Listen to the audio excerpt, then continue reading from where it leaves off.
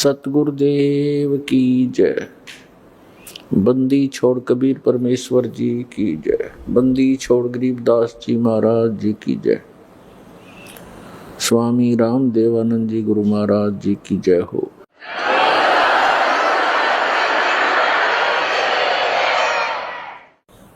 गरीब नमो नमो सतपुरुष को नमस्कार। गुरु की नहीं सुर नर मुनि जन साधुआं संतों सर्वस्ती नहीं। सतगुरु साहेब संत सब डंडो तम प्रणाम। आगे पीछे मध्य हुए तिनको जा कुर्बान। नराकार निर्विषम काल जाल व्यंजनम निर्लेपम निज निर्गुणम अकल अनोबेशुंदनम। सोहम सुरति समाप्तम सकल समाना निर्तलय उज्ज्वल हीरंबर हरदमम। बेपरवाह अथाह है वार पार नहीं मध्यतम। गरीब जो सुमरे सिद्ध होई गणनायक गलता ना करो अनुग्रह सोई पारस पद परवाना। आदि गणेश मनाऊं गणनायक देवन देवा। चरण कमल लो लाऊं आदंत करूं सेवा। परम शक्ति संगीतम रिद्धि सिद्धि दाता सोई।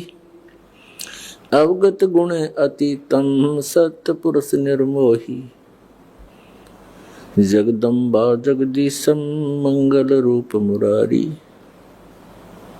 तन मन अर्पों शीसम भक्ति मुक्ति भंडारी। सुर नर मुनि जन ध्यावे ब्रह्मा विष्णु महेशा। शेष शेष मुख गावे पूज्य आदि गणेशा। इंद्र कुबेर सरीखा वरुण धर्म राय धावे। समर्थ जीवन जी का मन इच्छा फल पावे। 33 कोटि आधारा ध्यावे शेष 88। उतरे बहु जल पारा कट है यम की फांसी। 33 कोटि आधारा ध्यावे शेष 88।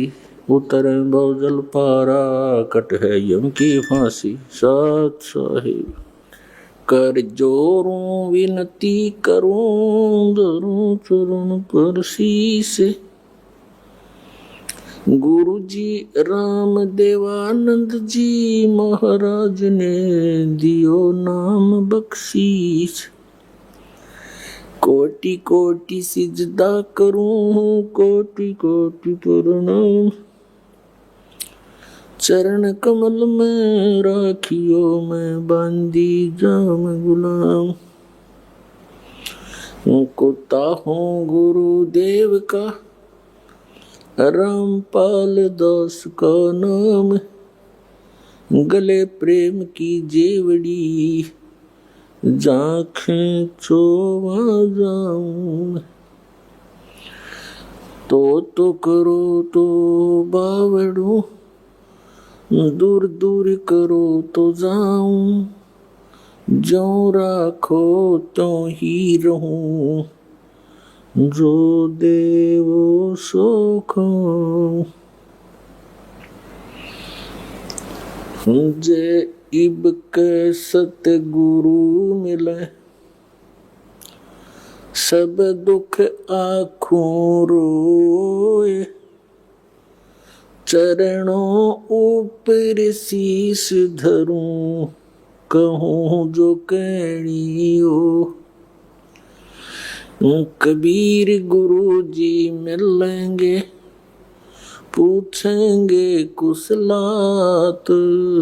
आदि अंत की सब कहूँ अपने दिल की बात। गुरु जी तुम ना भूलियो चाहे लाख लोग मिल जाएं। हम जैसे तुमको बहुत हैं तुम जैसे हमको नहीं। तुम्हारे विसारे क्या बने मैं किसकी शरण में जाऊं। शिव बिरंच मुनि नारदा, तिनके हृदय ना समाऊं।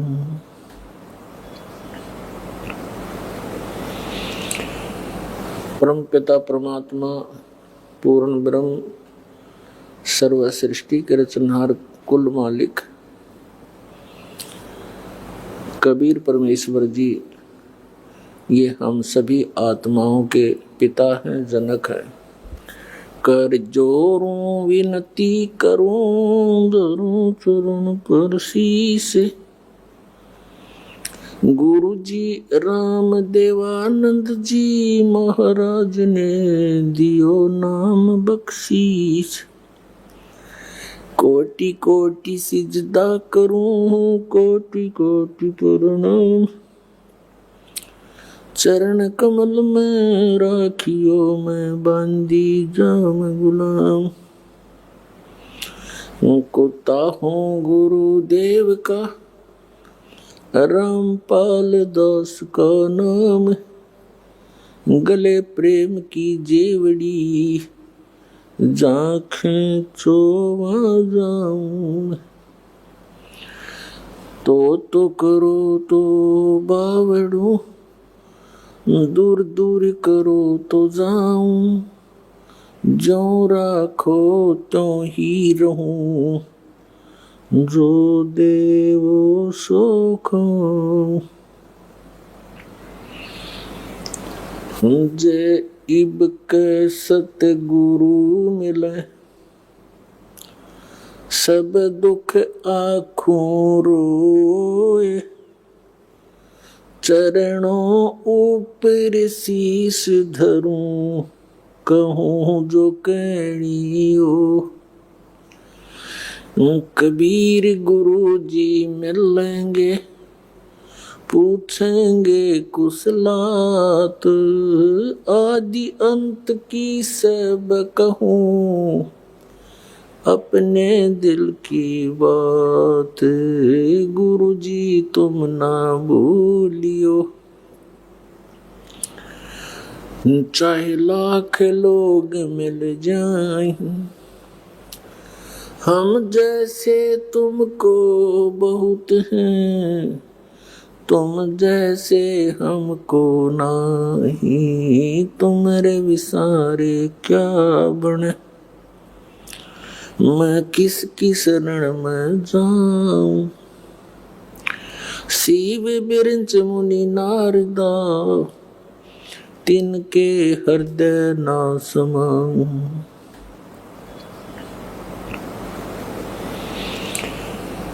परम पिता परमात्मा पूर्ण ब्रह्म सर्व सृष्टि के रचनहार कुल मालिक कबीर परमेश्वर जी, ये हम सभी आत्माओं के पिता हैं, जनक हैं।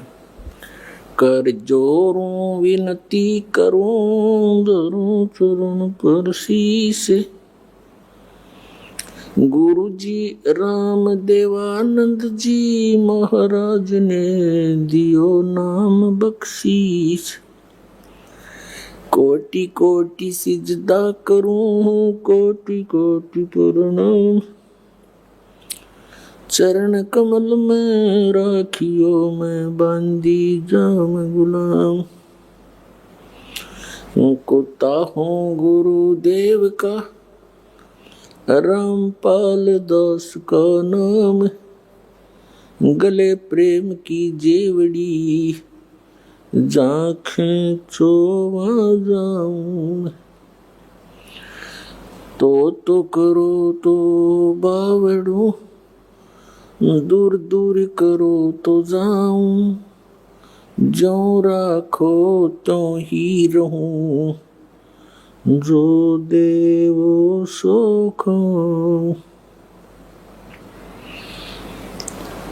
जे इब के सतगुरु मिले, सब दुख आँखों रोए। चरणों ऊपर शीश धरूं, कहूँ जो कहनियो।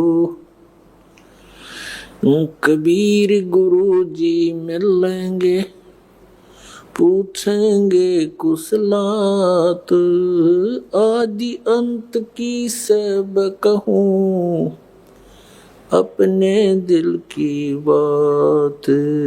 गुरु जी तुम ना भूलियो,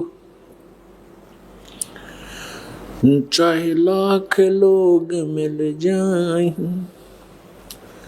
हम जैसे तुमको बहुत हैं, तुम जैसे हमको नहीं। तुमरे विसारे क्या बने, मैं किसकी शरण में जाऊं। शिव बिरंच मुनि नारदा, तिनके हृदय ना समाऊं।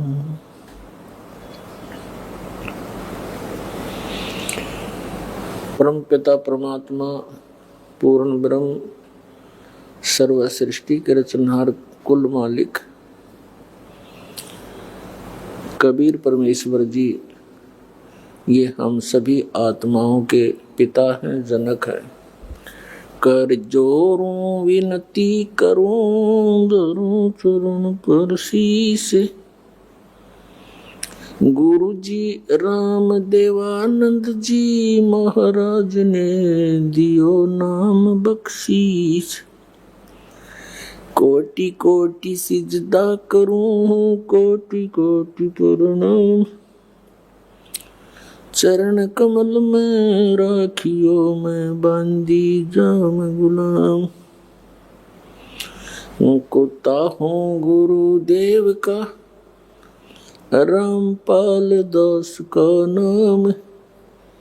गले प्रेम की जेवड़ी, जाखें चोवा जाऊं। तो करो तो बावड़ू, दूर दूर करो तो जाऊं। जो राखो तो ही रहूं, जो देवो सो खाऊं। जे इब के सतगुरु मिले, सब दुख आँखों रोए। चरणों ऊपर शीश धरूं, कहूँ जो कहनियो। कबीर गुरु जी मिलेंगे, पूछेंगे कुशलात। आदि अंत की सब कहूँ, अपने दिल की बात। गुरु जी तुम ना भूलियो, चाहे लाख लोग मिल जाएं, हम जैसे तुमको बहुत हैं, तुम जैसे हमको नहीं। तुमरे विसारे क्या बने, मैं किसकी शरण में जाऊं। शिव बिरंच मुनि नारदा, तिनके हृदय ना समाऊं।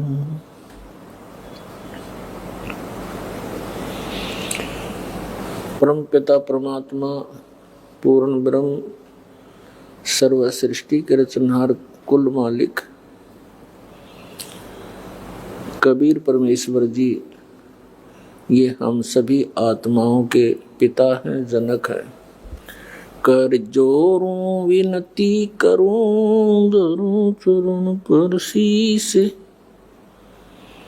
गुरु जी राम देवानंद जी महाराज ने दियो नाम बख्शीश। कोटि कोटि सिजदा करूं, कोटि कोटि प्रणाम। चरण कमल में राखियो मैं बांदी जाम गुलाम। कुत्ता हूँ गुरुदेव का, रामपाल दास का नाम। गले प्रेम की जेवड़ी, जाखें चोवा जाऊं। तो करो तो बावड़ू, दूर दूर करो तो जाऊं।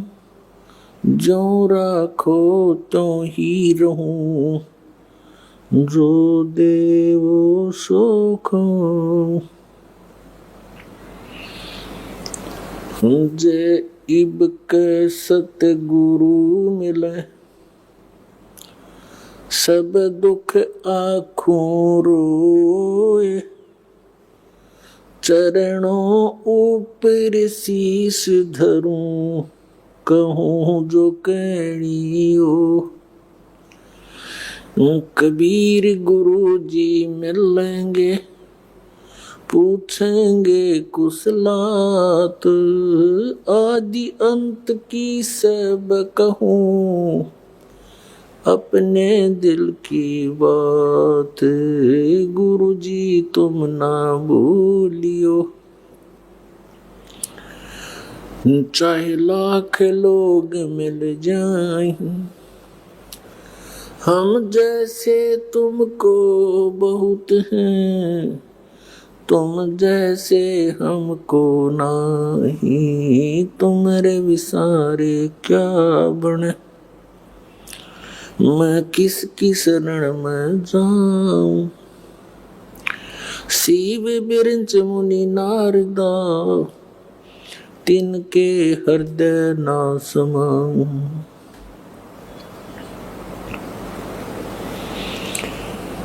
परम पिता परमात्मा पूर्ण ब्रह्म सर्व सृष्टि के रचनहार कुल मालिक कबीर परमेश्वर जी, ये हम सभी आत्माओं के पिता हैं, जनक हैं।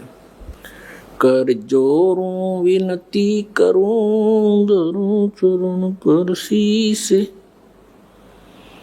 गुरु जी राम देवानंद जी महाराज ने दियो नाम बख्शीश। कोटि कोटि सिजदा करूं, कोटि कोटि प्रणाम। चरण कमल में राखियो मैं बांधी जाम गुलाम। कुत्ता हूँ गुरुदेव का, रामपाल दास का नाम। गले प्रेम की जेवड़ी, जाखें चोवा जाऊं। तो करो तो बावड़ू, दूर दूर करो तो जाऊं। जो राखो तो ही रहूं, जो देवो सो खाऊं। जे इब के सतगुरु मिले, सब दुख आँखों रोए। चरणों ऊपर शीश धरूं, कहूँ जो कहनी हो। कबीर गुरु जी मिलेंगे, पूछेंगे कुशलात। आदि अंत की सब कहूँ, अपने दिल की बात। गुरु जी तुम ना भूलियो, चाहे लाख लोग मिल जाएं। हम जैसे तुमको बहुत हैं, तुम जैसे हमको नहीं। तुम्हारे विसारे क्या बने, मैं किसकी शरण में जाऊं।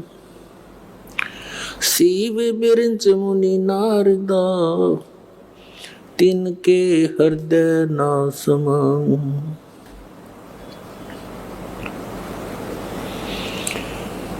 परम पिता परमात्मा पूर्ण ब्रह्म सर्व सृष्टि के रचनहार कुल मालिक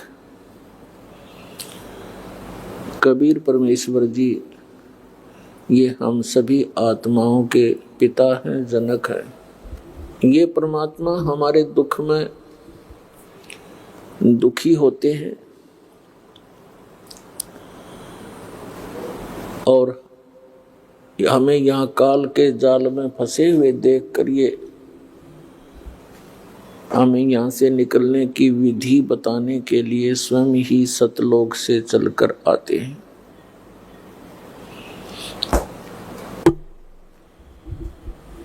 पुण्यात्माओं, सौभाग्य आपका, आप जी को ऐसे समय में मनुष्य जन्म प्राप्त हुआ है जो समय परमात्मा ने पूर्व निर्धारित किया हुआ था कि कलयुग के इस समय में परमात्मा अपना अध्यात्म ज्ञान पूरे विश्व में फैलाएगा और सभी प्राणी परमात्मा के इस ज्ञान को ग्रहण करके इस यथार्थ मोक्ष मंत्र को, सतनाम को ग्रहण करके सभी अपने सतलोक में चले जाएंगे। अपने आत्माओं, जैसे आप जी वर्तमान के अंदर शिक्षा को कितना महत्व दे रहे हैं, उस अक्षर ज्ञान का, उस शिक्षा का उद्देश्य क्या होता है कि बच्चा अच्छी शिक्षा ग्रहण करके उच्च पोस्ट प्राप्त करे या जैसा भी उसकी जैसी भी व्यवस्था हो, अपनी जीविका अच्छी तरह वो चला सके, कोई नौकरी या कोई व्यवसाय करके। इसलिए शिक्षा को इतना महत्व वर्तमान में दिया जा रहा है, क्योंकि हम शिक्षा के महत्व से, शिक्षा की महिमा से, इसके गुणों से हम परिचित हो गए। इसलिए प्रत्येक व्यक्ति अपने पुत्र या पुत्री को कोशिश करता है कि अच्छी से अच्छी शिक्षा ग्रहण कराऊं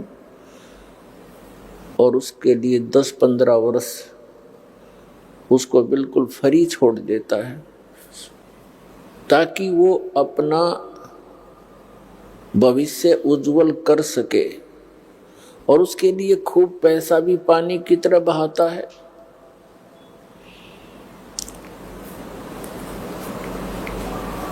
और वो बच्चा नेक नीति से पढ़ता हुआ अपनी सभी कक्षाओं को उत्तीर्ण करता हुआ वो जिस उद्देश्य को लेकर पढ़ रहा था उसको प्राप्त कर लेता है। वो बच्चा जैसी भी ट्रेनिंग करता है, जैसे किसी ने अध्यापक की ट्रेनिंग की तो वो अध्यापक लग गया, किसी ने इंजीनियर की ट्रेनिंग की, इंजीनियर की पढ़ाई पढ़ी तो वो इंजीनियर लग गया, किसी ने डॉक्टर की पढ़ाई की तो डॉक्टर लग गया, या अन्य कोई पोस्ट उसको प्राप्त हुई। तो पुण्यात्माओं, इसी प्रकार जिस समय आप जी को इस भक्ति से होने वाले लाभ का ज्ञान हो जाएगा और उस स्थान का ज्ञान हो जाएगा जहां हम कभी व्यर्थ नहीं होते, जहां हमारी कभी मृत्यु नहीं होती, वहां किसी चीज का अभाव नहीं है, ना कोई खाने का अभाव है, ना जल का अभाव है, किसी भी वस्तु का जो एक मानव को आवश्यकता होती है उस सतलोक में, उस सत स्थान में, शाश्वत स्थान में कोई अभाव नहीं है। और वहाँ जन्म, वहाँ वृद्ध अवस्था नहीं है, मृत्यु नहीं है। तो आप जी जब इस अध्यात्म ज्ञान से पूर्ण परिचित हो जाओगे फिर आपके मन की स्थिति एक बहुत ही अजीबो गरीब बन जाएगी, और जो एक मानव के लिए अति आवश्यक है। अब वर्तमान में हम क्या करते हैं, माया को ही एक टारगेट मानकर, माया को ही उद्देश्य मानकर हम अपना सारा जीवन उसी पर न्यौछावर कर देते हैं, और जो सारा जीवन में हम संग्रह करते हैं वो यहीं रह जाता है। हमारी उसके जोड़ते जोड़ते ही, संग्रह करते करते ही मृत्यु हो जाती है। तो फिर हमारे साथ क्या जाता है, हमारे साथ जाते हैं वो पाप जो सारा जीवन इस भौतिक सुख की प्राप्ति के लिए हमने किए। जो प्रयत्न किया, उस प्रयत्न में जो हमारे पाप हुए वो हमारे साथ चले जाते। जो मनुष्य जीवन से हमने करना चाहिए था, मनुष्य जीवन किस लिए इस प्राणी को प्राप्त होता है, ये ज्ञान हमें बचपन से नहीं दिया जाता। हमारे को बचपन से अपने समाज से सिर्फ इतना ही ज्ञान प्राप्त होता है कि बड़ा हो जाएगा, विवाह कर दिया जाएगा, संतान हो जाएगी, संतान की परवरिश कीजिए, और फिर बस फिर मर जाइए। सारा जीवन उन्हीं की परवरिश में, अपने पेट पोषण में ही अपना जीवन अपना व्यर्थ कर जाते हैं। जब हम सत्संग में आते हैं, सत्संग के अंदर परमात्मा का दिया हुआ ज्ञान बताया जाता है, और वो ज्ञान होता है। अन्य ज्ञान जो होता है वो एक परंपरा होती है और कुछ मजबूरी होती है। परंपरा कौन सी होती है, मजबूरी कौन सी होती है? मजबूरी तो हमारी ये है, हमें शरीर ऐसा मिला है, इसमें दोनों टाइम, दो वक्त, यदि हम इसमें कुछ डाल देंगे आहार तो ये काम करेगा, नहीं तो एक हफ्ते के अंदर ये समाप्त हो जाता है, ज्यादा से ज्यादा 10 दिन पकड़ेगा। तो ये हमारी मजबूरी है कि इसको सुरक्षित रखने के लिए जो भी आवश्यक वस्तुएं हैं वो उपलब्ध कराना हमारे मजबूरी है और आवश्यकता है। और जो परंपराएं हमने व्यर्थ की बना रखी हैं, वो परंपराएं हैं, वो यूजलेस ज्ञान है। अब परमात्मा ने आकर के हमें ये जानकारी दी है कि तुम जहां रह रहे हो ये लोग काल का लोक है, लेकिन हमारे को इस काल भगवान ने इतना अज्ञानी बना रखा है, हम परमात्मा के अध्यात्म ज्ञान से बिल्कुल अपरिचित कर दिए। कौन है भगवान, कैसा है परमात्मा, कहाँ रहता है वो भगवान, और उस परमात्मा के गुण तो कुछ हमें मिलते जुलते से सुनाए जाते हैं। भगवान ये कर देता है, अंधे को आंख देता है, निर्धन को माया देता है, कोढ़ी को काया देता है। परमात्मा के गुण तो बहुत कुछ मिलते जुलते बता दिए हैं, लेकिन परमात्मा कौन है, कैसा है, कहाँ रहता है, और जो परमात्मा इतना सुखदायी है उससे वो लाभ प्राप्त कैसे होता है, ये ज्ञान विपरीत दे रखा है हमारे को। तो इस सारे अध्यात्म ज्ञान को ठीक से बताने के लिए स्वयं परमात्मा आते, ये विधान है उस भगवान का। तो प्रसंग तो चला है पुण्यात्माओं के, आप जी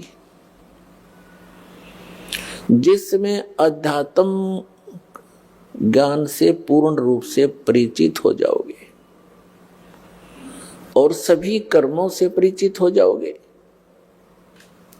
तो उस समय केवल आप यहां से इस महान दुख से, जरा और मरण से ही छूटने का प्रयत्न करोगे।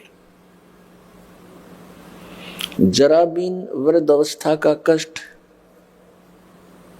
वृद्ध अवस्था इस मनुष्य जीव के लिए, वैसे तो सभी जीवों के लिए कहर है, अन्य को तो इतनी सोधी नहीं, वो तो किसी तरह भुगत भागत कर मरो, लेकिन मानुष जीवन को इतनी चेतना है, इतना ज्ञान है कि कोई वृद्ध अवस्था प्राप्त प्राणी,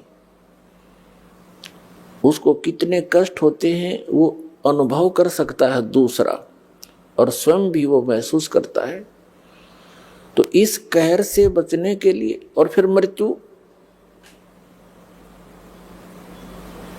आज आप अपने परिवार में कितने खुश हैं, चाहे कितने दुखी हो, फिर भी यही चाहते हो जीवन बना रहे, मरे नहीं, और मृत्यु डेफिनेट। तो ये भूल क्यों लगी है अपने? हमें पता है कि कोई रह नहीं और कभी भी मर सकते, और फिर भी हम इतना जोर नहीं देते इस बात के ऊपर। ऐसी दशा किसकी होती है? जिसने कुछ नशा कर रखा हो, उसको डर सा नहीं लगता, एक बार थोड़ी सी देर हिचकता है, फिर वो उसी स्पीड से वही क्रियाएं करता है। तो इस काल भगवान ने अपने को इस झूठे सुख की या त्रिगुणमयी माया रूपी भांग प्या रखी है, और इस भांग के नशे में हम देखते भी हैं और पता भी है कि मृत्यु होगी, पर डर कती नहीं। मृत्यु के जब लक्षण घटते हैं अपने ऊपर, उसमें घिघी बनती है, अको हो ये फलाना रोग हो गया, हो अब तो मृत्यु होगी, तो उस समय महसूस होता है कि हाँ शायद अब बात बिगड़ेगी। तो ये बात हमें वैसे भी याद रहनी चाहिए अगर नशा उतर गया था। तो इस भांग के नशे को उतारने के लिए ये एंटीबायोटिक, ये सत्संग सुनाए जाते, जो यह भांग के नशे को उतार सके।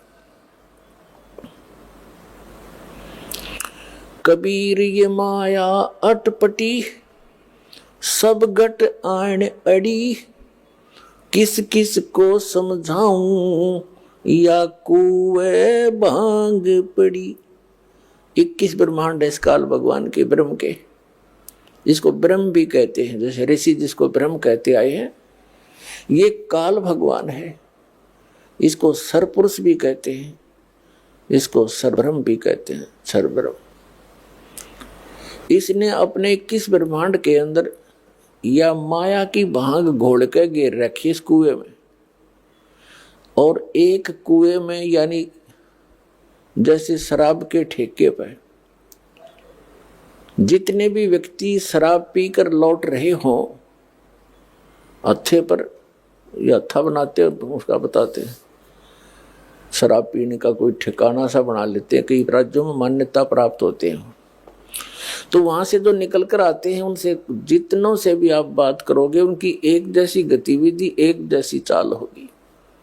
ऐसे लड़खड़ाते आएंगे, बोलेंगे कुछ, सोचेंगे कुछ। तो हम सभी की वही दशा होगी, हमने वही भांग पी रखी है यहाँ के झूठे सुख की। कबीर साहब कहते हैं, झूठे सुख को सुख कहे ये मान रहा मनमोद, ये सकल चबीना काल का कुछ मुख में कुछ खोद। श्रीमद् भगवत गीता अध्याय नंबर 4 के श्लोक नंबर 32 में कहा है कि अर्जुन, जो ज्ञान मैंने आपको इसी अध्याय नंबर 4 के श्लोक नंबर 25 से 31 तक बताया है, कि कोई तो स्वाध्याय करता है, जैसे गीता जी का नित्य पाठ कर लिया, कोई देवताओं की पूजा करता है, कोई योग अभ्यास करता है, कोई तीक्ष्ण अहिंसावादी व्रत रखता है, जैसे मुंह पर पट्टी बांध कर नंगे पैरों घूमता है, और कोई ब्रह्म साधना करता है।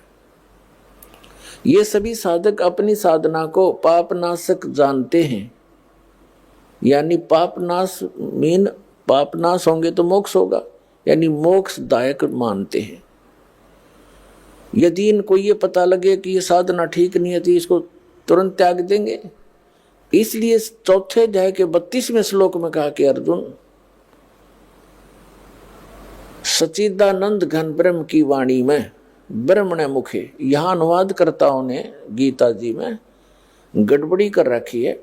ब्रह्मणे मुखे का अर्थ इन्होंने गलत कर दिया, वेद की वाणी लिख दी। नहीं, श्रीमद् भगवत गीता अध्याय नंबर 17 के श्लोक नंबर 23 में यही अनुवादकर्ता ब्रह्मणे का अर्थ करते हैं सच्चिदानंद घन ब्रह्म, यानी परम अक्षर ब्रह्म। तो यहां हमने चौथे अध्याय के 32वें श्लोक में ब्रह्मणे मुखे का अर्थ सच्चिदानंद घन ब्रह्म के मुख से बोली गई अमृत वाणी में धार्मिक यज्ञों की, यज्ञ माने धार्मिक अनुष्ठानों की जानकारी विस्तार से कही गई है, और वो तत्व ज्ञान है जो परमात्मा ने अपने मुख कमल से बोला है। वाणी वो तत्व ज्ञान है, उसमें यथार्थ ज्ञान है। चौथे अध्याय के 34वें श्लोक में कहा कि उस तत्व ज्ञान को जो सच्चिदानंद घन ब्रह्म ने अपने मुख कमल से बोला है, यहाँ अवतरित होकर यहाँ आकर के, उस ज्ञान को तू तत्वदर्शी संतों के पास जाकर समझ, उनको दंडवत प्रणाम करने से, विनम्र भाव से, कपट छोड़ के नम्रता पूर्वक, सरलता पूर्वक प्रसन्न करने से वे तत्वदर्शी संत तुझे तत्व ज्ञान का उपदेश करेंगे। ये सलाह दे दी गीता ज्ञानदाता ने अर्जुन को। इससे सिद्ध है कि गीता ज्ञानदाता संपूर्ण अध्यात्म ज्ञान से परिचित नहीं है। ऑप्शन छोड़ दिया कि वो तत्व ज्ञान तो तत्वदर्शी संत बताएंगे, और वो परमात्मा के द्वारा स्वयं आकर बोली हुई वाणी में लिपिबद्ध होता है।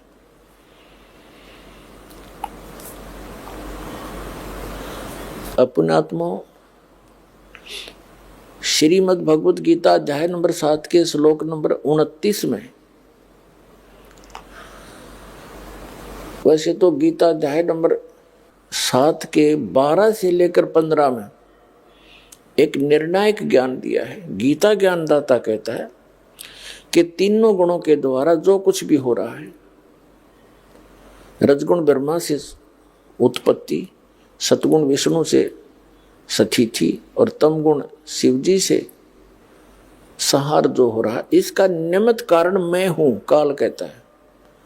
लेकिन मैं इनमें नहीं हूं और ये मुझ में नहीं है, यानी वो इनसे भिन्न है, तीनों से, इनका पिता है। और ये निमित्त क्यों है? क्योंकि इसको श्राप लगा हुआ है 1 लाख मानव शरीरधारी प्राणियों का नित्य मारकर आहार करने का, सूक्ष्म शरीर से गंध निकाल कर खाने का, इसको श्राप लगा हुआ। तो इसलिए इसने तीनों अपने पुत्रों से ये व्यवस्था यहाँ की बनवा रखी है। तो ये क्या कहता है कि ये त्रिगुण में ही मेरी माया, रजगुण ब्रह्मा, सतगुण विष्णु, तमगुण शिवजी द्वारा फैलाया गया यूं जाल बड़ा खतरनाक है। और जो व्यक्ति मेरी भक्ति करते हैं यानी ब्रह्म साधना करते हैं, ये इन रजगुण ब्रह्मा, सतगुण विष्णु, तमगुण शिवजी से ऊपर के लाभ को प्राप्त करते हैं।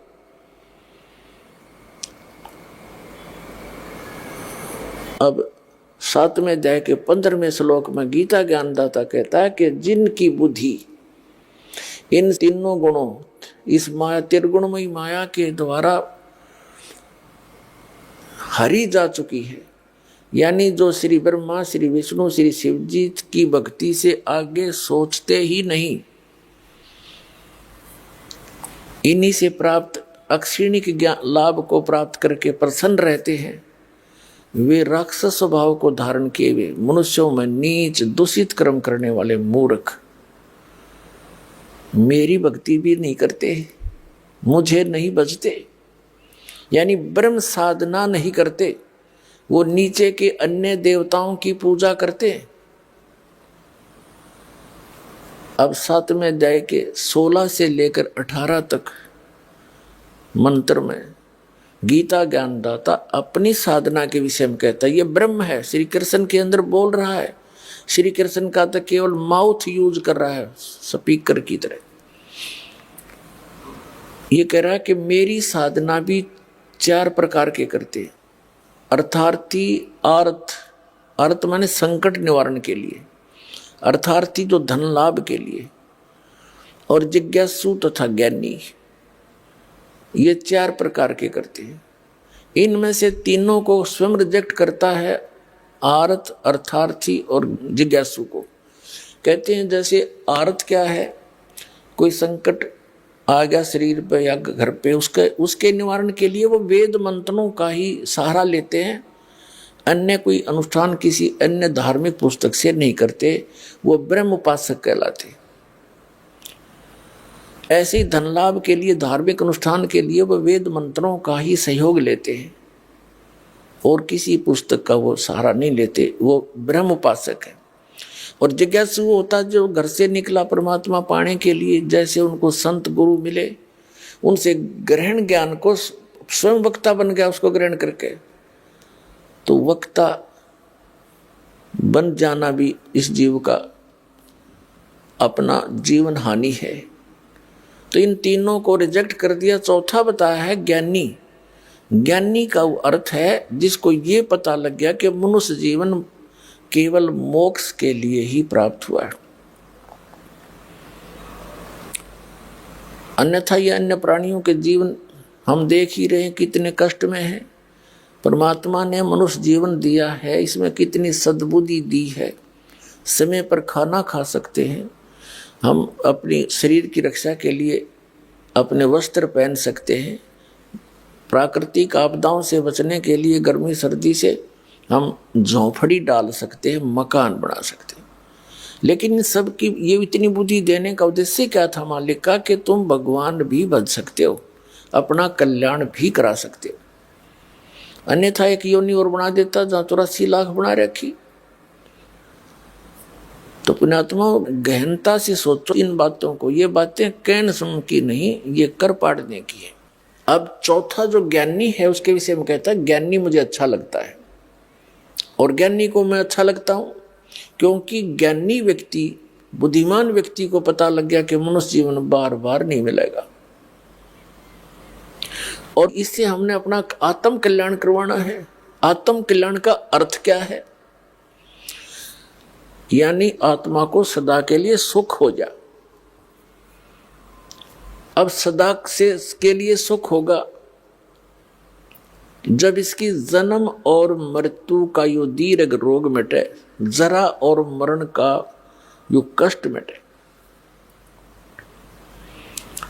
और ये कहां मिटे, ये समाप्त होगा सतलोक में, जहां वृद्ध अवस्था नहीं होती, सदा युवा शरीर रहता है और मृत्यु नहीं होती। और ऐसा ही संसार है जैसा यहाँ पर है, वहां आपका परिवार होगा, जैसे यहां जुड़ते जुड़ते जुड़ गया पूरा परिवार, और ये आपका है नहीं, कब कल मृत्यु हो जाए आपकी, आपका कहाँ है ये तो भूल भुलैया कर रखी इस काल भगवान ने आपको यहाँ बांधे रखने के लिए।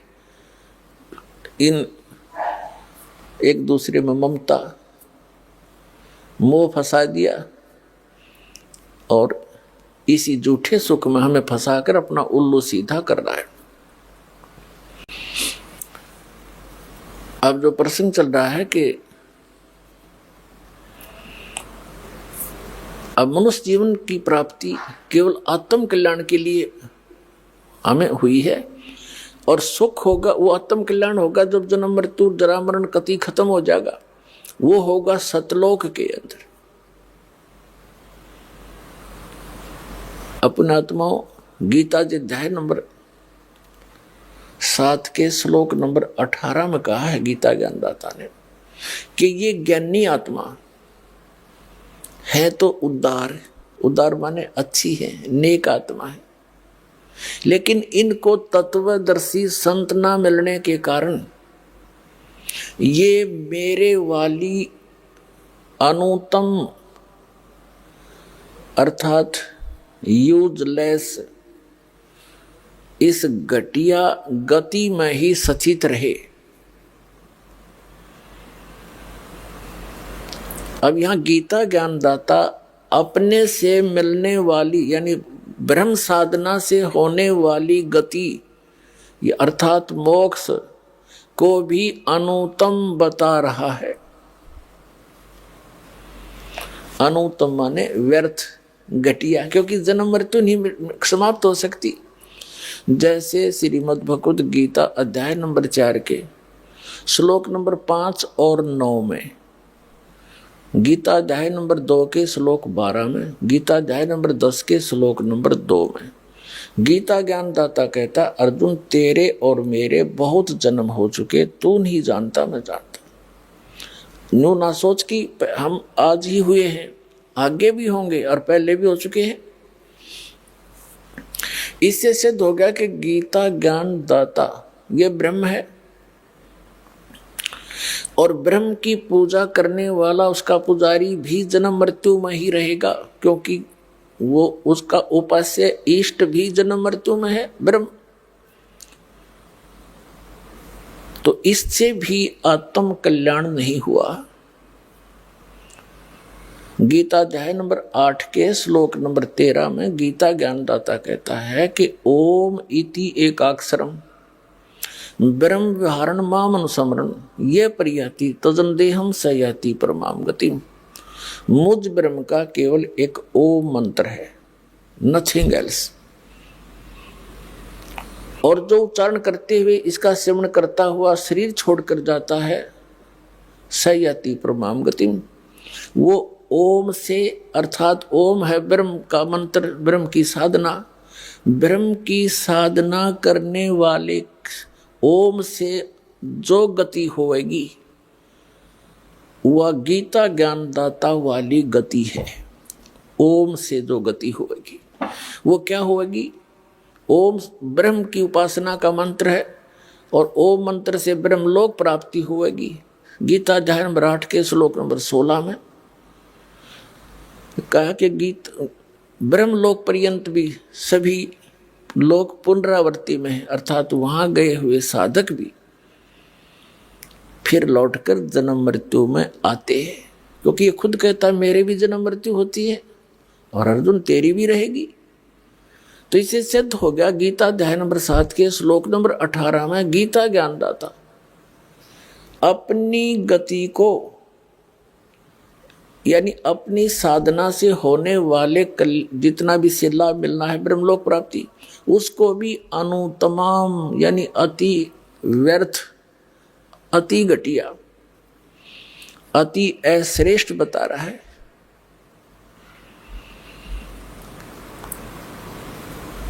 और गीता अध्याय नंबर 7 के श्लोक नंबर 19 में कहा है कि बहुनाम जन्मानाम अन्ते ज्ञानवान माम प्रपद्यते वासुदेवम सर्वमिति स महात्मा सुदुर्लभ है। क्या बताता गीता ज्ञानदाता कि बहुनाम जन्मानाम अन्ते ज्ञानवान माम प्रपद्यते, बहुत बहुत जन्मों को व्यर्थ करके किसी एकाध अंत के जन्म में ये ज्ञानी आत्मा मेरी भक्ति करते हैं। माम प्रपद्यते मुश्किल से कहते हैं, बाकी अन्यथा और ही साधनाओं में लगे रहते हैं जो बिल्कुल व्यर्थ होती हैं। लेकिन बहुनाम जन्मानाम अन्ते ज्ञानवान माम प्रपद्यते और वासुदेव सर्वमिति स महात्मा सुदुर्लभ है कि बहुत बहुत जन्मों के किसी अंत के जन्म में ज्ञानवान यानी ज्ञानी आत्मा माम प्रपद्यते मेरी भक्ति करते हैं। और जो ये बताने वाला महात्मा तो बहुत दुर्लभ है, बड़ी मुश्किल से मिलेगा तुझे। क्या कि वासुदेव सर्वमिति, कि वासुदेव ही सब कुछ है। अब यहाँ इन गीता अनुवादकर्ताओं ने अनरस कर डाले इन्होंने श्री कृष्ण जी को वासुदेव सिद्ध कर दिया, जबकि वासुदेव तो श्री कृष्ण जी के फादर थे। और वासुदेव नाम इन्होंने कहां से लिख रखा? वेदों से। वेदों में वासुदेव का अर्थ है वो परमात्मा जिसका सबके ऊपर कंट्रोल हो, ओवरऑल कंट्रोलर, यानी कुल का मालिक, नॉन एज वासुदेव, उसको वासुदेव कहते हैं। अब यहां गीता ज्ञानदाता कहता है कि वासुदेवम सर्वमिति स महात्मा सुदुर्लभ है। ये बताने वाला कि वो वासुदेव ही सब कुछ है, उसी से तो पूर्ण मोक्ष होगा, उसी की भक्ति से जरा और मरण यानी वृद्धावस्था और बुढ़ापे के दुख मिटेंगे। उसके अतिरिक्त किसी को भी इष्ट रूप में पूजना नहीं चाहिए। और वो परमात्मा कौन है, कहाँ रहता है, कैसा है, उसके पाने की, वहां जाने की कौन सी विधि है, कौन सा मेथड है, तो ये जानकारी देने वाला महात्मा सुदुर्लभ है, बड़ी मुश्किल से मिलेगा। एक समय आदरणीय गरीबदास साहिब जी को वो पूर्ण परमात्मा परम अक्षर ब्रह्म मिले, जिसमें आदरणीय गरीबदास साहिब जी गांव छुड़ानी, जिला झज्जर, हरियाणा वाले 10 वर्ष के बालक थे। खेतों में अपने गौवें चरा रहे थे, अपने ही खेतों में। ये किसान घर में जन्म था। आदरणीय गरीबदास साहिब जी गांव छुड़ानी, जिला झज्जर में एक जाट किसान परिवार के अंदर जन्मे थे। बहुत बड़े जमींदार थे ये, 1400 एकड़ जमीन थी इनकी। और अपने ही खेतों में अपने ही गौवों को चरा रहे थे। कुछ सहयोगी और भी पाली नौकर थे, कुछ दूसरे गांव के अन्य साथी पाली भी वहां गौवें चरा रहे थे। पूर्ण परमात्मा अपने विधान अनुसार वो कबीर परमेश्वर सतपुरुष परम अक्षर ब्रह्म सतलोक से चलकर आया, जो विधान है उस परमात्मा का। और यहाँ आता किस उद्देश्य से? वो तत्व ज्ञान बताता है। ऋग्वेद मंडल नंबर 9 सूक्त नंबर 86 के मंत्र 26 और 27 में स्पष्ट किया है कि वो कबीर देव, कबीर साहब, कबीर परमात्मा ऊपर तीसरे मुक्ति धाम में रहता है, सतलोक में। और सतलोक के भी तीसरे फिर भी पृष्ठ में, उस भाग में रहता है, एक बहुत बड़े गुम्बद में, बहुत बड़े आसन के ऊपर, सिर पर छत्र है और मुकुट पहने है, राजा के समान सिंहासन पर विराजमान है वो परमात्मा। और वहां उसका एक रोमकूप में करोड़ सूर्य मिला दे, करोड़ चंद्रमा, ऐसी शोभा है उस बालक की। लेकिन यहां जब आते हैं, अपने उस शोभा को हल्का करके, सरल करके स्वरूप को आते, नहीं तो एज इट इज आ जावे तो हम उनको देख नहीं सकते, चरम दृष्टि देख नहीं सकती। तो अपने रूप को सरल करके यहाँ आते हैं और उन श्रेष्ठ आत्माओं को मिलते हैं जो दृढ़ भक्त होते हैं। उनको किस उद्देश्य से मिलते हैं? उनको तत्व ज्ञान से परिचित कराते हैं। उपदेश करने के उद्देश्य से वो परमात्मा सतलोक से चलकर आते हैं, सह शरीर आते हैं और अच्छी आत्माओं को मिलते हैं।